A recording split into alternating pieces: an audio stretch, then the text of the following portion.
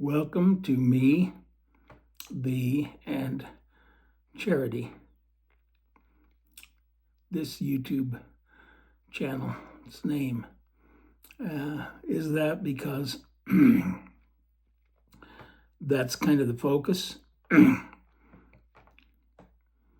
Not just me, meaning it's all about me, though I'm the one generating the content for the most part, and I understand that there might be those that think, well, that's just a guy who wants to get on there and talk about himself. But I'm really not that kind of person. I've spent a lot of my life wondering and thinking about things. I explained that in some of the earlier uploads that I made. The part of this, I think I mentioned once before, is to be thought of as sometimes a small t, meaning you or people you see or I see or intermingle with,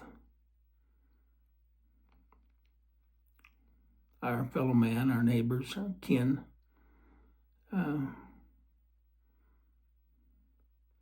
That's the small t part of it, though we are important, but we're not as important as the big T, the, and that, of course, is when we use the to reference deity. And I very much want that to be a part of this channel because over 75 years of living, I've come to realize if you don't recognize a deity, a higher power, and a plan, and the message, and the interpersonal nature of it all, that'll never take us where we need to be. And it'll never truly provide us joy. We might thrill in the moment, and the moments might get stretched out, but true joy can only come one way. I'm convinced of that. And I'll explain where I've come from as we go along, but on all this, but it's important to me, and I feel like, especially as I've looked in some of my scripture notes from 40 years ago that I haven't pulled open for a while, I see some of the notes I've made in the margins, and it's made me realize that yeah, there's a purpose for me. Believe it or not, there's a purpose for me. And at this age of my life where the kids are out of the house, and I don't have a lot of influence with many of them, not as many as I'd like. But, and that's no fault of theirs or mine or whatever. It's just the circumstances of life that lead us in different directions and pursuing different dreams and all of that. It's all good. Even with some of the hardships, it's all good. It's all good. So me, thee, and Charity, MTC. Welcome again. Tonight, I'm going to travel off in a little different direction. Sometimes I don't even know where I'm going with some of this stuff before I start. But tonight I kind of do, and you'll see why. I've felt the Christmas spirit, and I've expressed my feelings about Christmas in the last couple of downloads or uploads, I guess I should say, that we've made. And it's given me pause, I guess I could say. It's made me once again look at the Christmas season and hopefully see it for what it is. I think much of the world doesn't see it for what it is. But if you think of the broad swath of the world that shuts down their businesses, like I said, and pays attention to at least that one day a year, sometimes a little longer, sometimes in areas of the country or the world, not at all. But I've always liked Christmas. And I've liked it even more as I've gotten older, and for an entirely different reason, which is a little bit sad because I've kind of come through the paces, I guess you'd say, and come to realize that when all the presents and everything's opened and it's done, guess what? It's done. Unless there's something more. And there's something more. And it's not done. And it's wonderful. And it's fun to contemplate and talk about that with you. I hope you'll buy into what I'm doing here. I've mentioned that it's for family, and primarily it is because I have a strong responsibility for family, but I have a responsibility for everybody that I can reach too. So if there are those that get invited or happen onto this or listen in or whatever, and sense that there's something to this that might help you or help those you love, care about, I hope that that's the case, and that if that's the case, there will be an effort to spread it. Try to get people you love to care about some of these things, just like I'm trying to get the people I love to care about some of these things. Or at the very least, listen here and there and be entertained. And though I'm not an entertainer, but you might be entertained by just my effort to do something. I don't know. Anyway, I won't talk about that anymore. The way I'm going to take this video tonight is I'm going to read you a poem and explain a little bit my feelings about this poem, how meaningful it is to me, and why that's meaningful, and how long it's been meaningful, and get you to think about some of those things that maybe we've lost in our society. As I go along, I'll explain, and maybe you'll see, hopefully. But I need to give you a little background on myself. When I was raised up on a dairy farm in a farming community, as I've mentioned before, and our neighbors weren't close, and we had work to do. You can imagine if you got a cow to milk every night and morning and take care of and feed and put up hay in the summer and clean up the barns and feed the calves and do all of those kinds of things, that it occupies a good share of your attention. I mean, there was always school and there was always this and that going on. And as a credit to my folks, my parents, they did try to, keep us going and get our interest to branch out and get involved in other things, 4-H programs and Boy Scouts and church meetings and different things,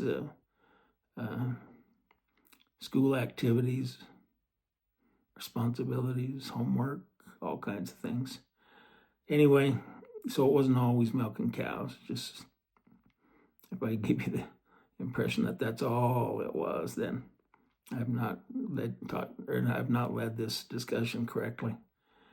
So this poem I'm going to read is a poem that I treasure because when I was about maybe 4 or 5, maybe younger, I don't know the exact age, but it was amongst my earliest memories of the interpersonal relationship I had, particularly with my mother, because she had this poem memorized. And you won't appreciate that till I read it here in just a minute. I don't have it memorized. So I'll read it the best I can, and I'll try to read it with a little bit of feeling like she did.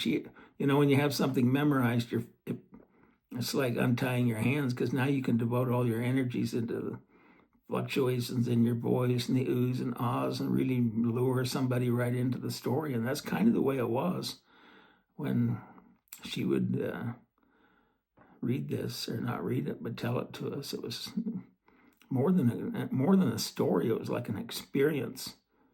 And anyway, so I would, on the dairy farm, sometimes we'd get milking and get done in a pretty decent time. And in the summer, there was always work to be done if there was daylight to be had. But in the winter, sometimes the evenings got a little long. But we went to bed really early on the farm, 8:30, and we were in bed, whether we wanted to be or not, because there was an early rising to get ready for the next milking of the cows in the morning. But those longer evenings, my mother would go in. Sometimes she would invite me in, and she'd lay in her bed, and while the rest of them were doing something else, she would ask me to crawl up there in bed with her and she'd tell me a bedtime story. I don't know if you've had that experience or not, but if you haven't, it's kind of something our society, I think, is getting away from. If there's a story where we turn on a video of some sort and let the machine tell the story. That's a poor excuse for what I experienced with this particular story. She'd let me lay. I'd start out laying on her arm. She'd put her arm out, and then as I laid down, she'd kind of cuddle me in, and for long I kind of had my head tipped on her shoulder, and I was ready for the story. And I might mention, because it's a memory of mine too, that when I was there kind of in a side position and I was just enjoying every minute of the closeness with my mother, I'd get my hand around her neck, and I'd get it up in her hair somehow. I can remember twisting my fingers around in circular motions through her hair, so that there's times when she had to stop, get her hair back in order a little bit before she could go on. And anyway, I thought that's kind of a crazy side note, but it happened. It was part of the experience, and for some reason I can remember those hands getting tangled up in her hair. All right, here we go. I'm just going to pause for a minute, and then I'll read this. The reason I pause is because I have heard, though I'm not technically adept at all this by any means, just a new learner and a slow learner at that. But somebody said you could actually clip some of these things and maybe just take the shorter version of a certain segment and use that for one thing or another. And since this is actually a poem, and I don't know the author, I've researched it and it's unknown, so that's all I can tell you about that.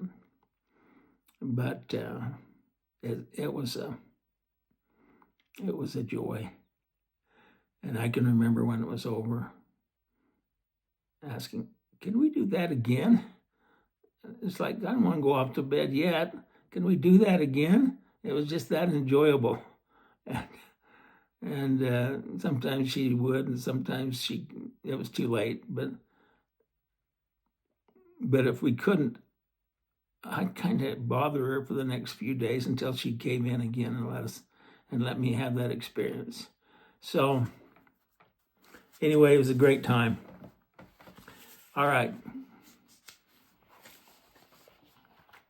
This is the poem, the story, the experience, as I've said. The Little Small Red Hen. Once upon a time, though I can't say exactly when, there lived away in the country a little small red hen. She wore a nice little apron and a little sunbonnet too, and she walked pickety-peckety, as little hens always do. She had lived the whole of her little life in this same little house that stood all by itself in a lovely spot just at the edge of the wood. It was very snug and cozy and warm, and the garden wasn't big, but just what a little red hen could nicely manage to dig. And once upon a time, just the same time, of course, there also lived a wicked old fox among the heath and the gorse. Silently, slyly, he crept around the fields, stealing geese and ducks and cocks, dressed in a hat and a long gray coat, this wicked, cunning old fox. His house was perched on the top of a hill. It was made of rock and stone. He and his wife, old Mother Fox, they lived there all alone. It was large and damp and drafty, ugly. It was large and damp and drafty, ugly and cold and bare. A tidy little small red hen would never be happy there. Now, the wicked old fox had often tried over and over again to catch by some sly trick or other the little small red hen. But she was far too clever for him. She never let him find her. And whenever she left her little house, she'd lock the door behind her. One morning, very early indeed, before the sun was hot, the wicked old fox said to Mother Fox, "Put on the big black pot. I'm going to have another try and shall soon be back, and then I promise you'll see at last I've caught the little small red hen." So he put on his cap and shouldered a sack and walked very sly and slow. And after a while, he came in sight of the snug little house below. And he laid the sack very softly down on the ground behind a tree, and then lay down to wait and to watch, as quiet as he could be. He was getting tired of waiting there when the house door opened wide, and the little red hen came forth to gather sticks outside, walking pickety-peckety, exceedingly neat and prim, and the wicked old fox lay watching, and she never once thought of him. While she was picking up the sticks, he slipped behind the door and laughed, "Ho, ho!" to himself very low, and he put the sack on the floor. He stood there, hiding and chuckling, and peeping through the crack, and he saw the little red hen in a minute or two come back.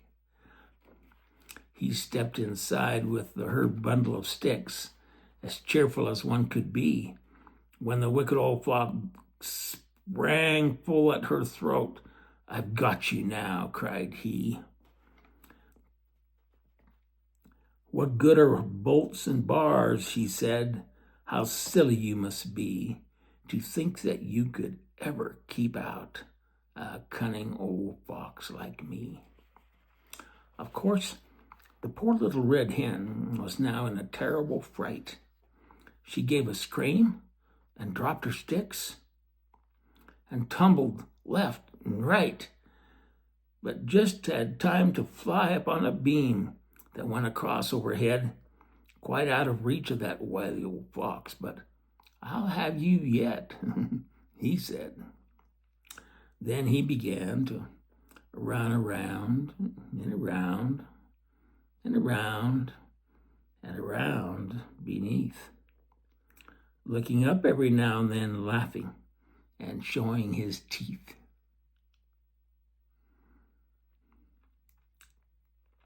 It made her dreadfully dizzy and faint. She gave a cluck and a lurch. Then she gave a flap and a flutter and flop and fell right off her perch. Then the wicked old fox threw open his sack, and in less than half a minute he had picked her up with a cry of joy and hastily stuffed her in it. He swung it over his shoulder and smiled and started off for his den. "Now, how nice you'll be for supper," he said, "my dear little small red hen." So there she was, poor thing, you see, shut up quite tight in the sack.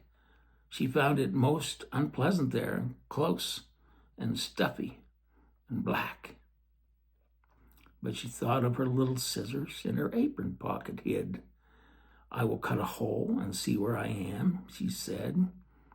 And so she did. Now the sun was hot, and all the time it was getting hotter still. And that wicked old fox grew very tired, and he climbed the heathy hill.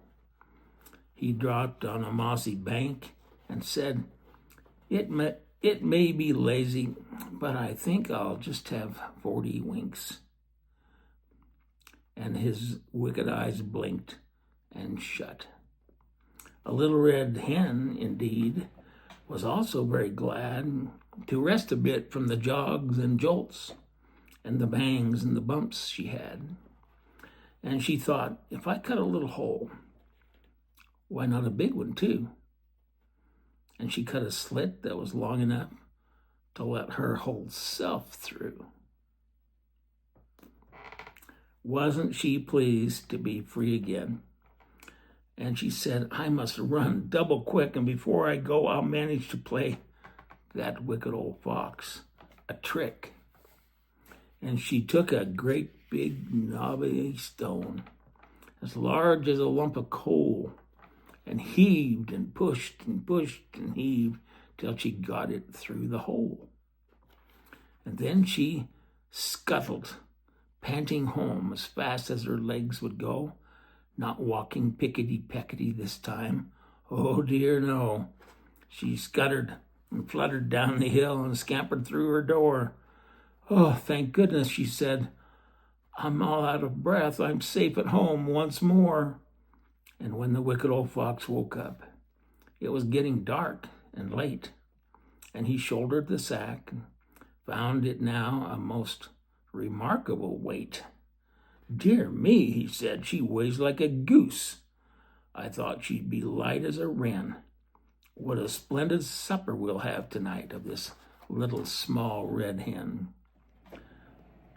So heavily, wearily trudged he home, and kept shifting the sack about. And when at last he came to the door, there was old Mother Fox, looking out. She said to him, "You look tired, my dear." And he answered, "Ah, she's caught." And he puffed and licked his lips and said, "She's twice as fat as I thought." He asked, "My love, is the pot on the boil?" "It's boiling fast," she replied. He said, "Then take the lid off, my dear, and we'll pop her plump inside." So the mother old fox took off the lid, hot and steaming and black, while the wicked old fox, with hurry and haste, untied the mouth of the sack. Splash and splash went in the great big stone. A splash, yes indeed. Oh my word, I don't suppose a splash so loud has ever before been heard. The bees and the breeze and the birds and bunnies all, who had gone to bed for the night, for miles around, woke up with a jump in a most tremendous fright. And the boiling water in that huge pot splashed out on every side. The terrible, scalded, wicked old fox and the mother fox. And they died. There they lay, all still and stark, up on the house on the hill. There they lay, and for all I know, they are lying there still. But the hen lived happily, just as before, in her dear little house by the wood, walking pickety-peckety, working as hard as she could. I've had a great many troubles. I hope they won't happen again. Anything for a quiet life, said the little small red hen.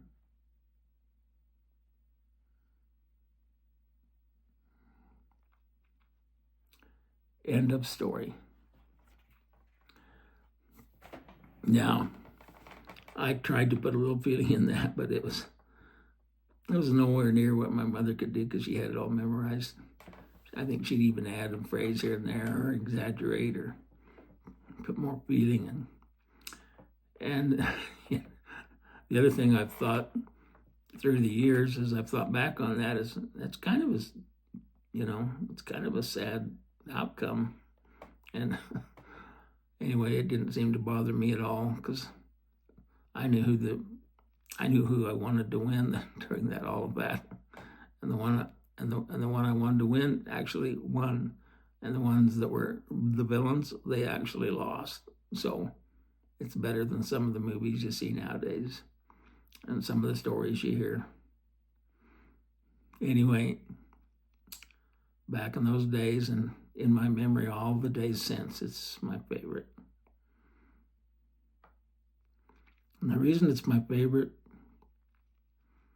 because we had a bonding experience, my mother and I, at a very young age. She taught me that she had time for me. Whenever she could make it, she would.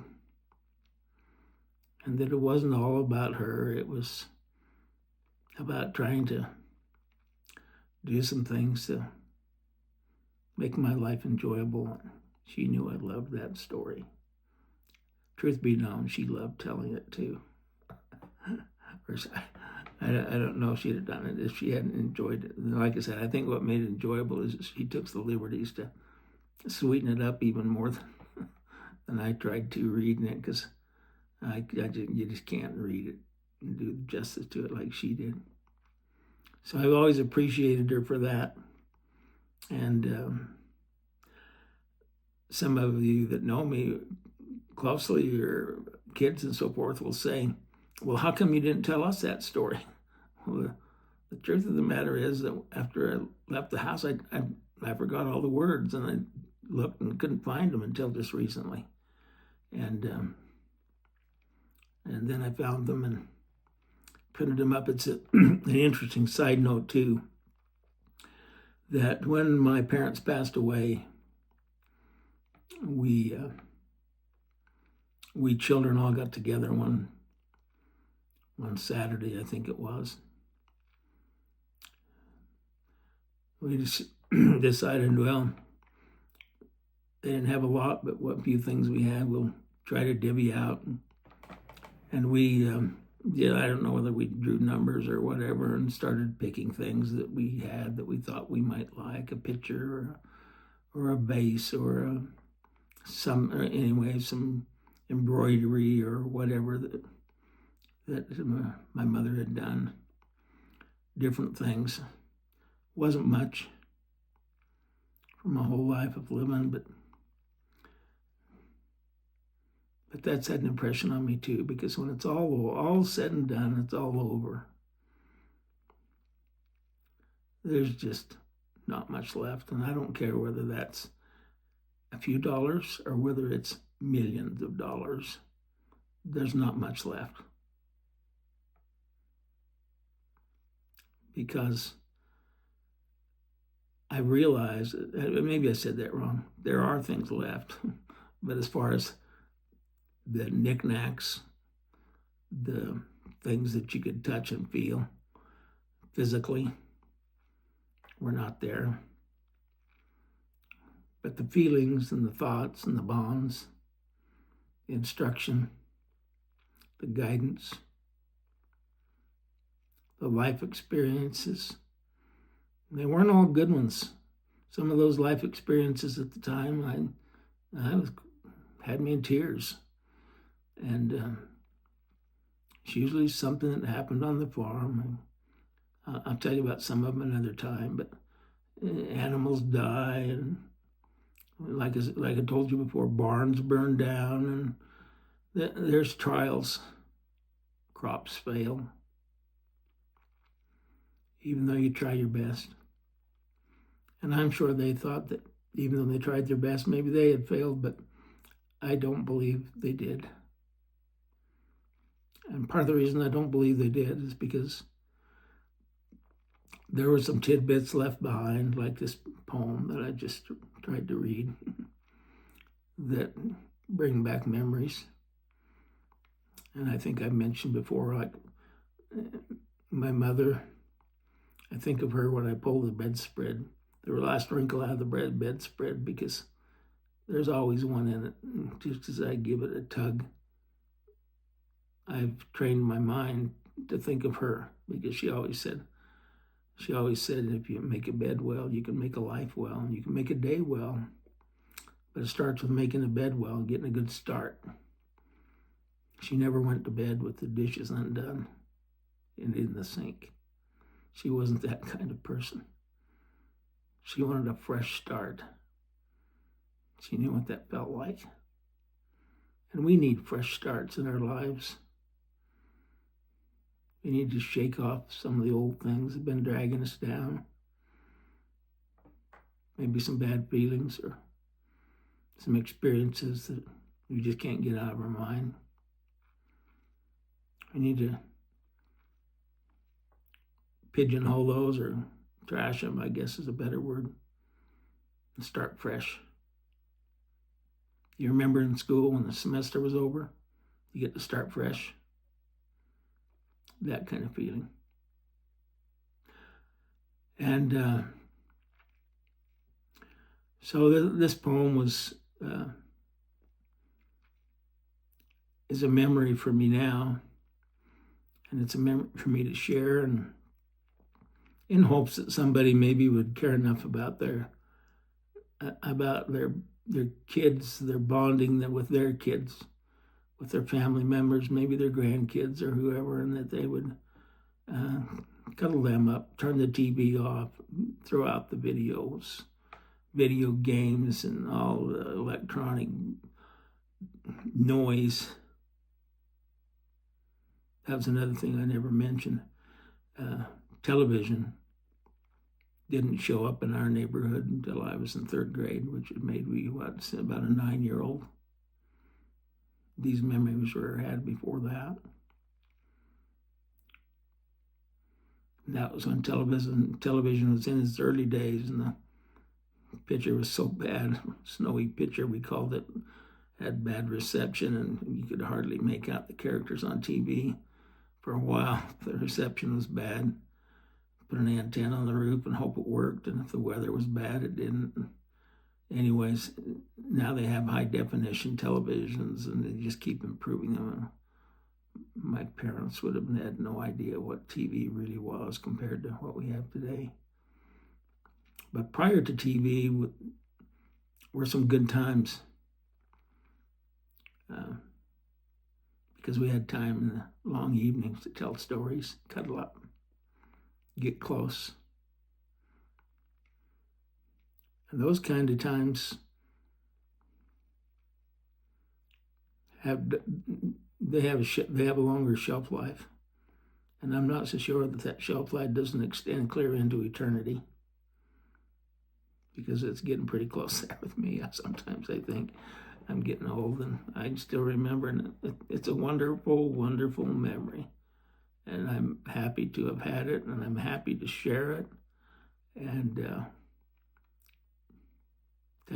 gather your grandkids around. If you can't get a one-on-one, and then at least get them in a small group, and get down on their eye level and be personal. Tell them about this little small red hen. My mom will think she had an influence in the world. So will I. But if you can ever do it one-on-one like my mother did, it's even better. So good luck with everything. I hope you enjoyed this little side trip we took today, and I might take some more. I kind of like them, and I like you. Good night.